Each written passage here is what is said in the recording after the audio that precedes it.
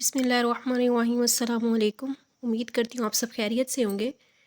आज हम जो है सर्कल के बारे में बेसिक्स बताने जा रहे हैं। यहाँ से आपके पास एमसीक्यूज़ भी आ जाते हैं और इनसे रिलेटेड ये बेसिक मैथ का पार्ट है, बेसिक ज्योमेट्री का। ठीक है, तो इनसे रिलेटेड कुछ क्वेश्चंस हैं। तो मैं आपको सबसे पहले बताती चलूँ कि सर्कल जो है, सबसे पहले आप ये याद कर ले कि ये 2D होता है। ठीक है, उसके बाद जी सर्कल के ये जो सेंटर में पॉइंट होता है, इसको हम कहते हैं centre. C is the centre of a circle. ठीक है, अब आप ये देखें कि इस सी से लेकर इस पॉइंट तक या इस सी से लेकर सर्कल में किसी भी पॉइंट तक कोई भी जो डिस्टेंस होगा उसको हम रेडियस कहते हैं।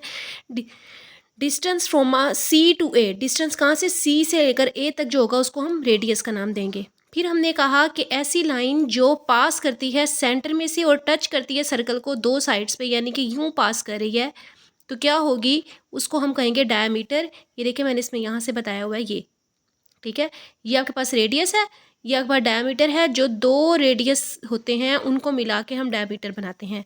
Line passing through the centre and touches the circumference is called diameter.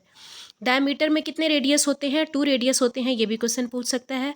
उसके बाद सर्कमफेरेंस क्या होता है, सर्कमफेरेंस कहते हैं हम आउटर पार्ट ऑफ सर्कल को, यानी कि ये जो चीज़ है ना, ये आउटर पार्ट, इसको हम कहते हैं सर्कमफेरेंस और इसको हम पेरीमीटर भी कहते हैं।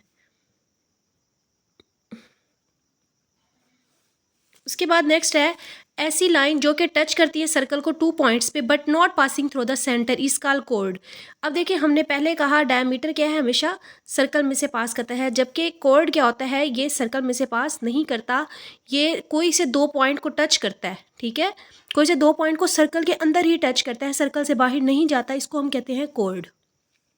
कोड जो है एक सर्कल को 2 पार्ट्स में डिवाइड कर देता है, ये इसका माइनर सेगमेंट होता है, ये इसका मेजर सेगमेंट होता है। उसके बाद है ऐसी line that touch the circle extremely only at a point.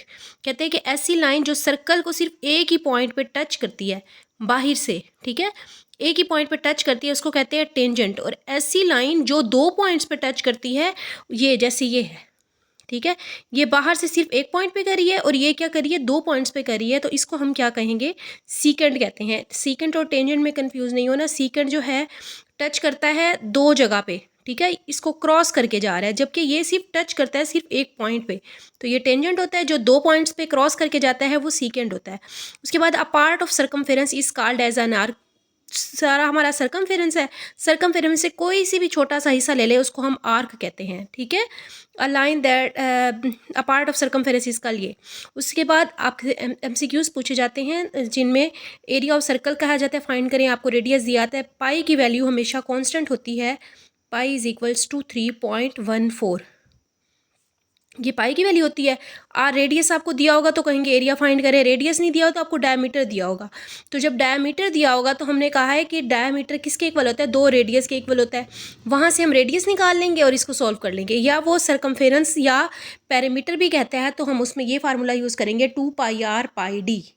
Okay, उम्मीद करती हूँ आपको मेरी वीडियो समझ आ गई होगी। कमेंट सेक्शन में अगर आप कोई क्वेश्चन पूछना चाहते हैं तो आप पूछ सकते हैं। थैंक यू, अल्लाह हाफिज़।